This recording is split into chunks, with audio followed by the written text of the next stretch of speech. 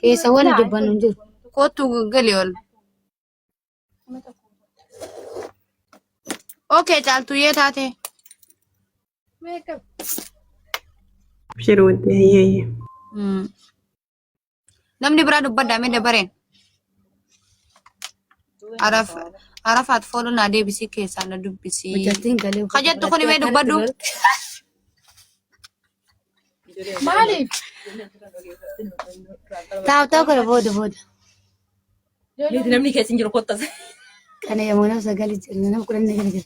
Taa'u kana booda sinti ma.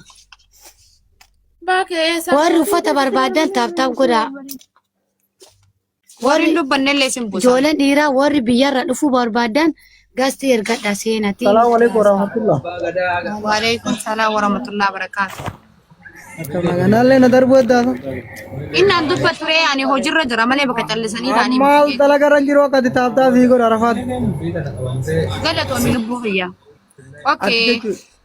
Warri biyyarraa dhufuu barbaadanii namni dhibbaa fi Dabartiin boonaan gannan darbine shi. Muti warra dhumee waggaa takka ergaa dabarsa. Namni dhiirin kun reefuun tana na jala jirtanii warri amma dhuftanillee namni dhiiraa jechuun namni biyyarraa dhufuu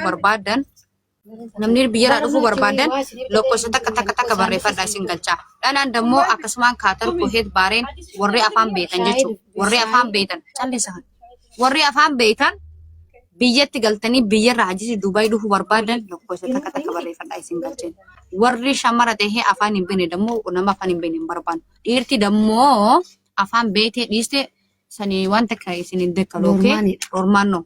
Saniifuu ani dhaamsa isin dabarsa malee namni isin fidu nama biraan namni isin galchu nama biraati hin jiraa jechuudha. Akkamiin akka dhumatu akkamiin akka dhuftan keessaa naasuun korseenaati kafiisa isin baasu kan isin fidu paaspoortii isin baasu nama biraati dammoo ani ergaa isin dabarsaa jiru. Lakkoofsa takka warri barreeffatan dagiigaa oobsaan tartiibaan eeggadha. Gizee namni tokko haasa'u muuxii qabadha. Nagee hatata jettanii waliin jeeqina. Warra uffata barbaadanillee shiitii firii saddeet birii dirree hanni jira waan barbaadan uffata Oromoo kutaa kudha takkaan nu bira jira. Aadaa kamuu hin jira. Shaarbii barbaadan wantoota garaagaraa nu bira argachuu dandeettanii saniifuu warri biyyarraa dhufuu barbaadan dhiirti ergadha. Dhanaan dammoota afaan hin beekne ergatina. Ta'a afaan beektu biyya biraa turtee biyyatti galtee biyyarraa Dubaay dhufuu barbaadan dubbisa. Dubbadha amma tartiibaan. Assalamu alaikum warahmatullahi. Waalaikum salaam warahmatullahi wabarakatuh. Itoophiyaarraa Dubaay dhufuudhaaf piisaadhaan meeqa si barbaachisa silaa? Afaan ni beektaati. Afaan Oromoo moo Arabaa? Arabaa.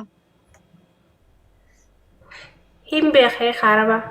Firibiisaan 400. Firibiisaan 400.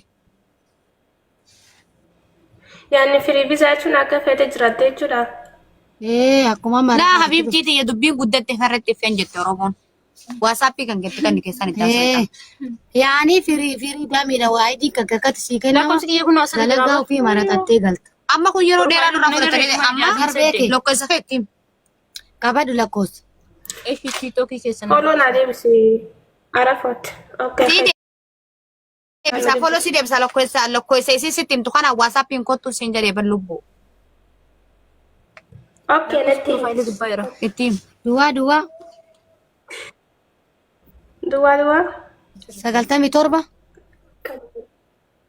Hayyee. 15. Hayyee. 82. Afurtama.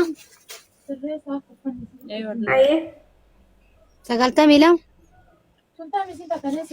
Hayyee. 62 dhumni. Arafaat jiidhaaf. Achi nu dubbisi. Galatoom. Ichi na dubbisa lakkoofsa kanarra lubbii argachuu dandeettanii namni tokko gaafa wal dhagee tabba wajjiba namni osoo isinitti immoo natti himina dhalaa shamarrii kaatar kuheet suudii turtan afaan beektan amma biyya jirtan Arafaat qaaliitoo maal jechuudha Ijoolleen dhiirallee. ijoollee lafa ishi lubbooti keessaa na dubbisi yalla obseeyye. Namni dubartiin jechuu shamarri jechuu warri duraan suudii kaatar akkana turtanii biyya jirtan amma Dubaay deemuu barbaadan fiiza firiidhaan deemuu barbaadan koottaa lakkoofsa obse biibatii obse dhiirti dammoo dhiirti afaan beeytee wallaaltee maafi mashkula rakkoon qabu dhiirti kootaati lakkoofsa takka dhaudhaa seeraan tartiibaan gizee tokko dubbate tokko muuxii qabadhaa gizee tokko dubbate tokko muuxii godhadhaa seeraan akkasii sin gaggeessinaa jechuun barbaade maal barbaade dubbadhu lubbu amma dubbadhu hojii sirataa kamimaatiif maal hojjetan? assalamu alaykum Hojiin taa'ee kami maal hojjetan? Maal irratti sila hojjetamu? dhiira moo shamara fidu shamara fidduu fi moo dhiira Hai. Assalamu alaikum Arafat. muuxii godhadha beekti waalaikum salaam warahmatullahi wabarakatuh maaliree ka shamara qulqullina maa nyaata beekta nyaata ta'e nyaatan Kana kan noitan. Jechuun waa hundaa'uun ni danda'a. Afaanis ni beeka, waa hundaa'uu ni beeka. So bakka kalas lokkeessa keenya qabadhu waa beekti dhageessu lokkeessa keenya qabadhuuti lubbu keessan dubbisu boondiin anjaan Arafat. koominti Baawwandiin anjaan hin jee. baawwandiin maal Baawwandiin beektu ati warra Harariimi? ishi lubbu laa wallahi busy ta'e dhiifama namni gizee hojii jalqabe akkanuma ishi lubbu lokkeessa keetti lakkoofsa keenya qabadhu Amin. Jabaadhu karaa gaariirra jirta. Hayyee. ishi qabadhu lokkeessa Hayyee qabadha. ittiin ishi Itoophiyaa jirtaami ittiin Itoophiyaan jira biyya Harariin jira biyya biraa dalageetiin okay. Hararii galee okay lubbu qabadhu duwwaa duwwaa 97 97 15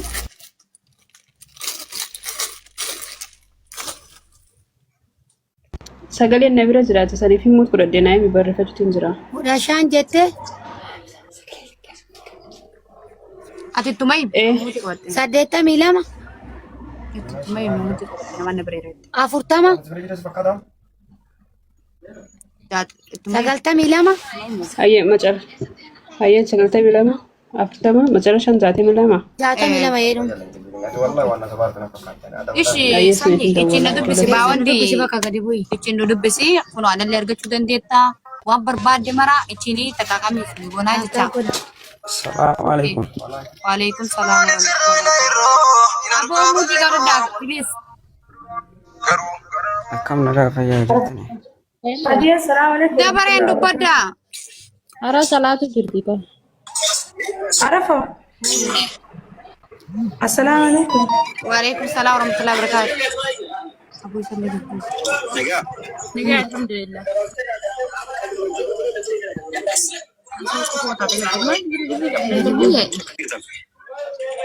Giri-giri kabda si duba wato. Amin.